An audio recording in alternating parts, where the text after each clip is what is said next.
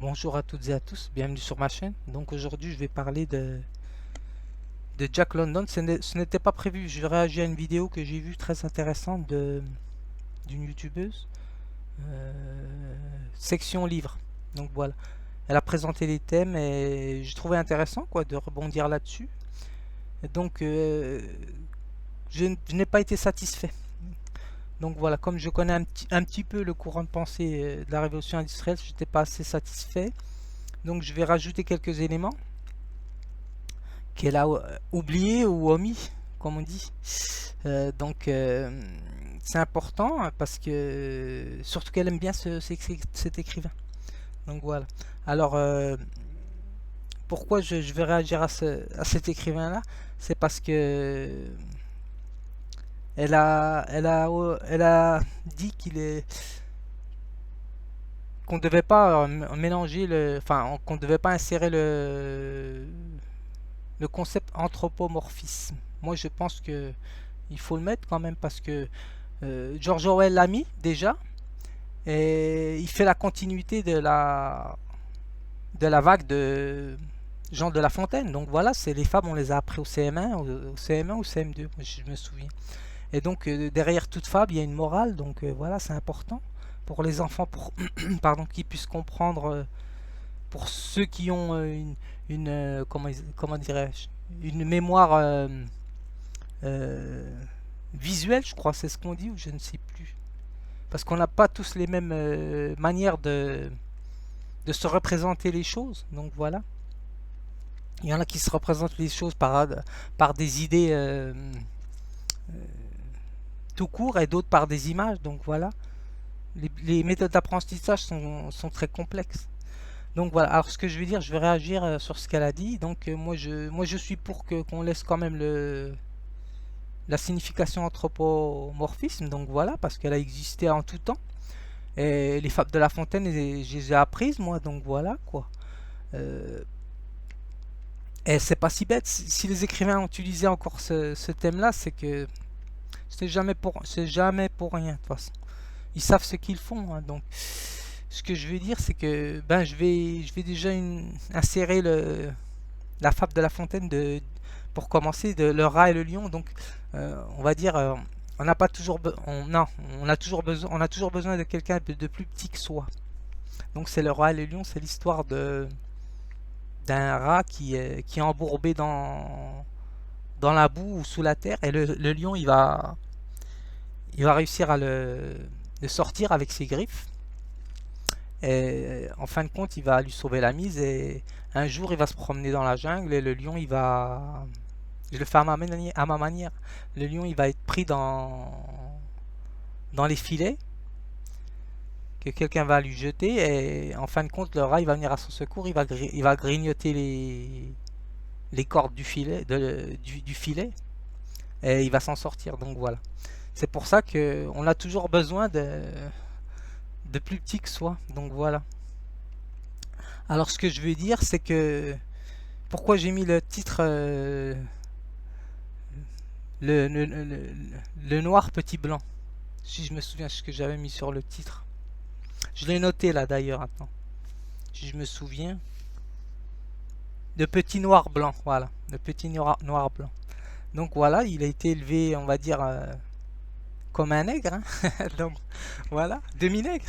Donc c'est ça qu'elle a oublié, elle a oublié de dire, ou elle a omis de dire. Donc ça remet tout à plat chez moi, dans ma tête. Ça remet tout à plat euh, l'histoire de Jack London. Donc voilà.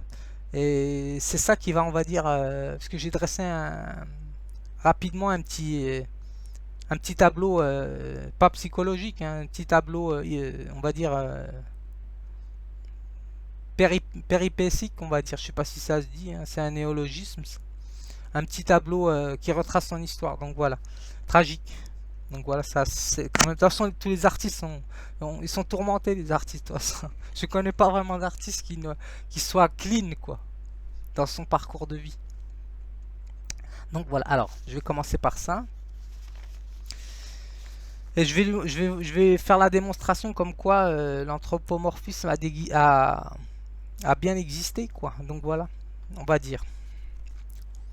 Mais concrètement là, alors je vais vous le montrer à un moment donné sur Angela Davis, dans la traite esclavagiste lors de la guerre de sécession.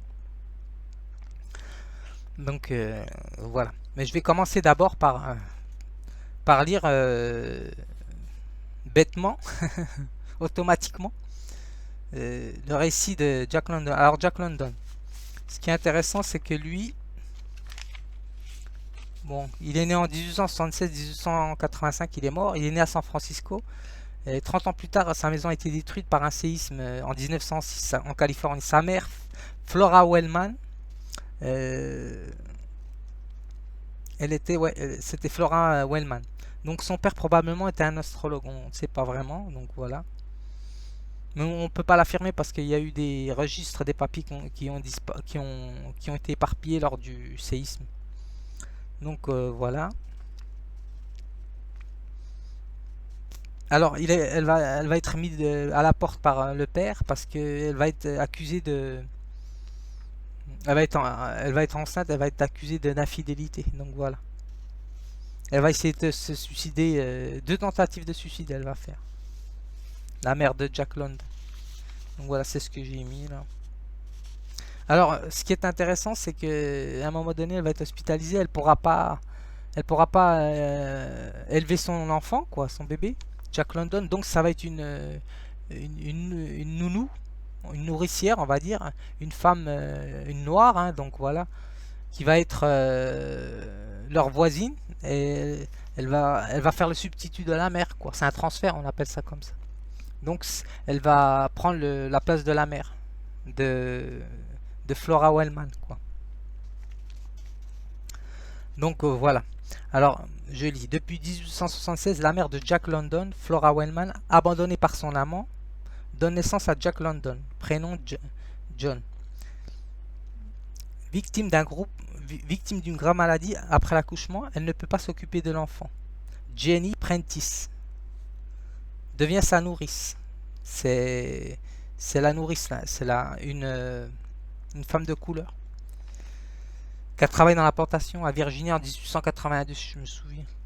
Alors elle devient sa mère adoptive. Donc Jack va à la messe, donc il est élevé avec les autres enfants de couleur, je pense aussi.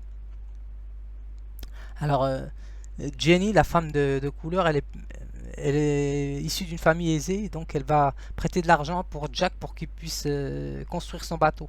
Parce qu'il veut faire le tour du monde et il a le goût pour l'aventure. Donc voilà. Mais ce qui est rude, quoi, c'est qu'à un moment donné, la mère, Flora Wellman, elle va se remarier avec un militaire, je me souviens, qui est veuf suite à la guerre de sécession. Alors je ne sais pas s'il est nordiste, anti-esclavagiste ou sudiste pour l'esclavage. Donc ils ne le disent pas ça sur les feuilles. Donc mystère et boule de gomme. Donc voilà. Alors il va être élevé dans un ranch, donc voilà, avec une vie assez misérable, hein, donc voilà, c'est sûr que très tôt il est initié à la vie sauvage. Donc voilà, c'est pour ça qu'il a le goût pour l'aventure. Donc il a des préconditionnements déterminés, comme dirait Bourdieu. Sa classe sociale déjà commence à déjà se mettre en place. Donc voilà, parce que beaucoup de choses viennent par là dès le départ, hein, ça commence. Donc voilà. Donc il meurt en 1916 avec de l'alcool, hein, quand même. Je vous dis, de toute façon, les artistes ils ont toujours des histoires tragiques. En général, hein, souvent, c'est rare que... Donc voilà. Alors, ce que je vais dire, je vais vous montrer, je vais vous faire la démonstration que... Je vais vous faire la démonstration pour répondre à la youtubeuse que au XXe siècle on écrivait des faits, quoi, ce qui se passait, donc voilà. Alors là c'était à l'époque de 1861 à 1865 pendant la guerre de sécession. Donc voilà. Alors je vous lis que ça parce que c'est lourd, quoi. Alors écoutez bien. En Angleterre, les femmes remplacent encore occasionnellement les chevaux pour tirer les péniches. Donc elles sont réduites à l'état animal. C'est pour ça que je vous dis que l'anthropomorphisme, il faut pas l'enlever. Ça serait un déni, ça serait nier ce qui s'est passé dans l'histoire. Donc voilà, tragique. Alors je relis. En Angleterre, les femmes remplacent encore occasionnellement les chevaux pour tirer les péniches, parce que le travail nécessaire pour produire des chevaux et des machines est évalué mathématiquement. Alors que le travail nécessaire à l'entretien des femmes d'une population excédentaire, les noirs, quoi, l'esclave, n'est en revanche même pas évalué. Donc voilà, c'était une question euh, de comment? C'est une question de sous, quoi. Donc voilà, d'économie. Donc voilà, elles étaient réduites à la marchandisation, quoi, les femmes. Donc voilà. Par contre, la femme blanche, elle était, elle était aux prises de son mari. Donc voilà, elle était aussi esclave aussi, même si elle travaillait pas, mais elle était dépendante dans tous les domaines.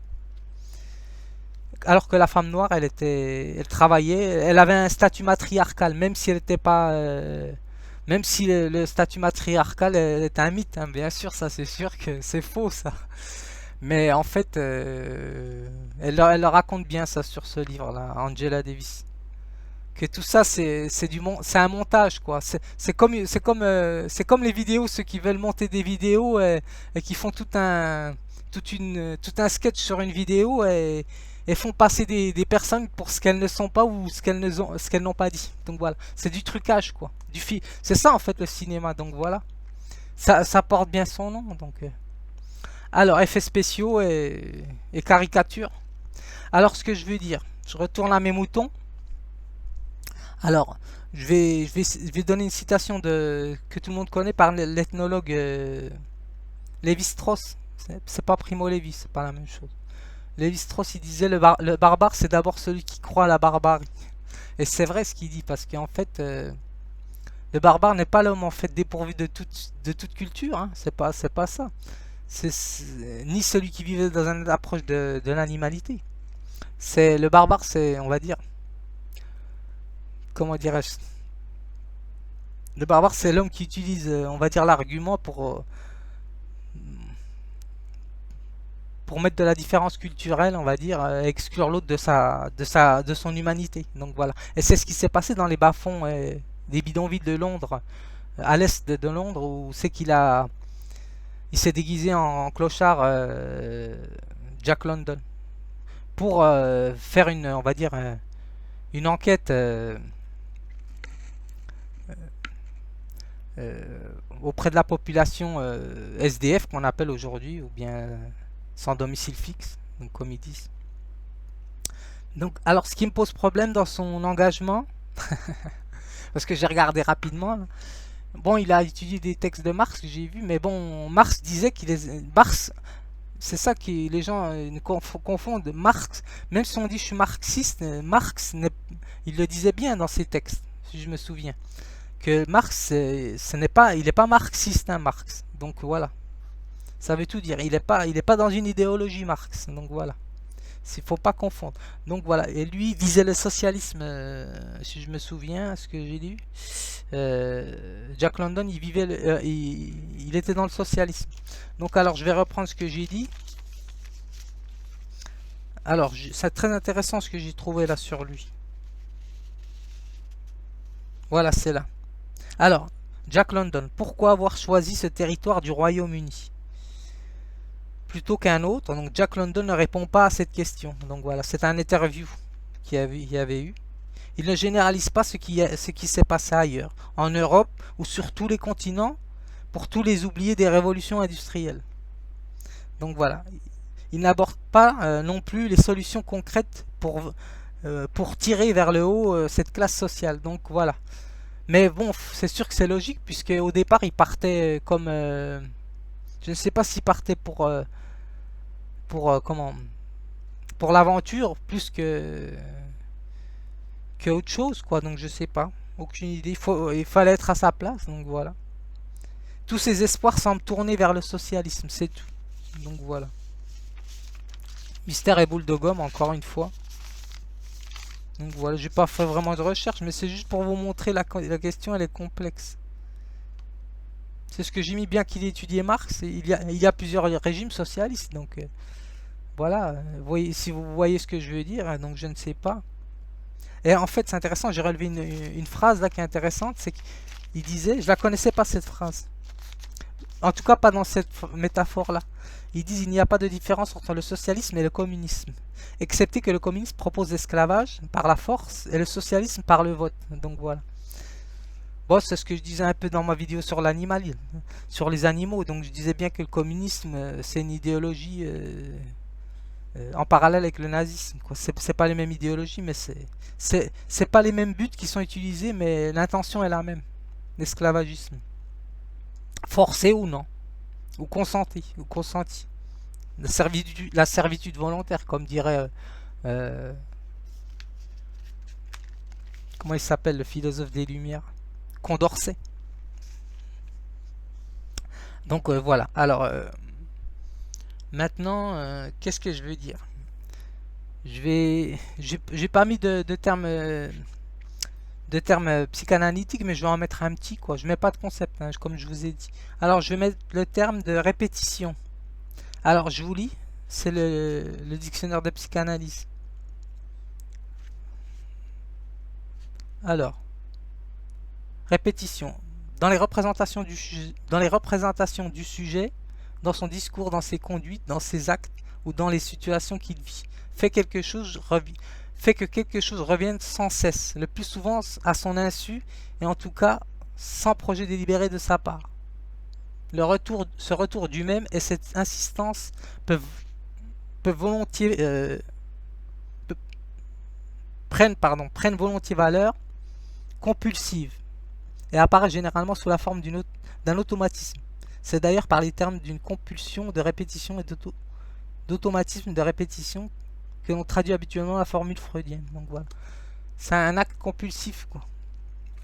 Donc voilà. Ce que je veux dire, c'est que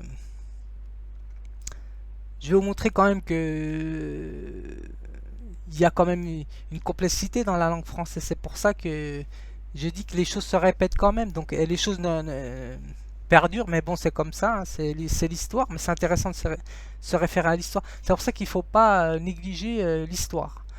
Sinon, on n'a pas besoin d'historien. Sinon, donc voilà, un historien qui ferait pas qui manquerait à la règle de restituer l'histoire, les faits, ben ça, ça ne servirait à rien. Donc voilà, d'avoir un historien par exemple. Alors, j'ai pris un texte qui, vous allez voir, on croit qu'il n'est pas en correspondance, en corrélation avec ce que je dis, mais il est très proche de ce qu'on dit, de ce que je dis, parce que il va parler on va dire, les insultes à l'égard des Arabes ou des Noirs africains, des Nord-Africains. Noirs africains, c'est pas. Alors, les termes insultants concernant les populations d'Afrique du Nord portaient anciennement sur leur paganisme. Donc, Mao, mahométan, païen, étant le terme les plus fréquents employés parfois. Mais c'est pas ça qui m'intéresse. Moi, ce qui m'intéresse, c'est là. Juste quelques exemples. Alors, de l'abri, on passe. Ce qui m'intéresse, c'est les suffixes. Les suffixes sont les préfixes sont très intéressants. Alors, il ne faut donc pas s'étonner de voir que le nom Arabi, par exemple, devienne par syncope Arbi en 1858, dans les années 60. Dans les années 1860, avant qu'il y ait la guerre de sécession, parce qu'elle est partie en 61. Et le terme déjà était violemment péjoratif, il englobe aussi tout indigène en fait, que ce soit amérindien, mexicain, portoricain, latin, italien aussi, espagnol, c'est pareil. Toutes les personnes indigènes. Alors on peut se demander si les formes larbin et l'arbi ne sont pas influencées. Alors mutuellement, l'arabe était le larbin, le domestique, le subordonné. Donc voilà, on revient à ce que j'ai dit tout à l'heure, le domestique. Donc voilà. Alors vous faites référence à ce que je vous ai dit sur la nourrice Jenny. Jenny et Prestis. Donc voilà. Celle qui a élevé Jack London. Ben, la mère de Jack London, donc la deuxième mère, hein, on pourrait dire ça comme ça. Alors, ce qui est intéressant, c'est qu'ils disent le contexte xénophobe en 1892. Le contexte xénophobe permet d'expliquer pardon.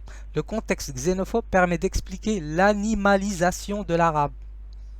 Il est assimilé à une bique ou chèvre, à un bico. Bon, bah, tout le monde connaît, donc voilà. Et c'est le terme étymologique de bic, les stylos bico. Pour ceux qui connaissent, bon, c'est pas un bic, mais donc voilà. C'est bien comme ça que les enfants. Je suis sûr qu'il y en a pas beaucoup qui le savent, ça, les jeunes, je pense. Donc voilà. Ce que je veux dire, on lui dénie à l'arabe, on lui dénie toute humanité et on en fait une bête soumise au fermier, incapable de toute réflexion. Donc voilà, c'est pour ça qu'il ne faut pas enlever le terme anthropomorphisme. Ça serait nier une partie de la réalité. Ça serait, on tomberait dans du négationnisme.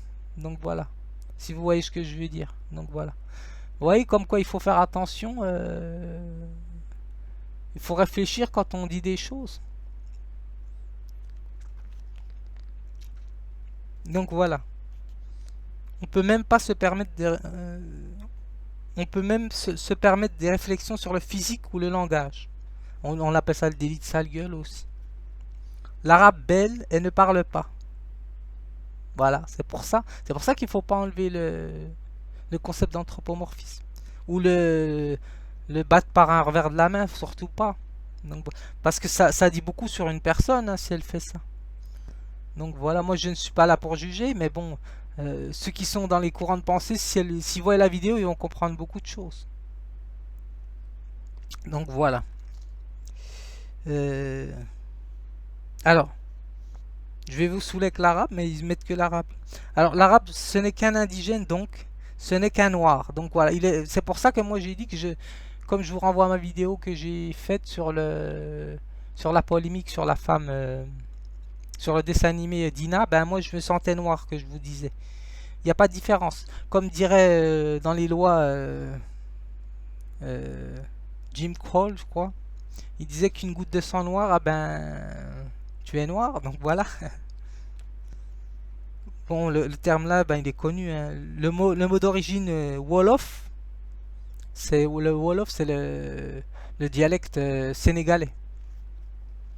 Bougnoul désigne la couleur noire. Donc voilà, tout simplement.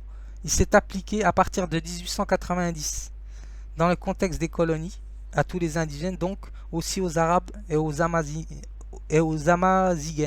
C'est à partir du XXe siècle. On retrouve ce que je vous disais tout à l'heure, le courant de pensée de Jack London. Donc voilà.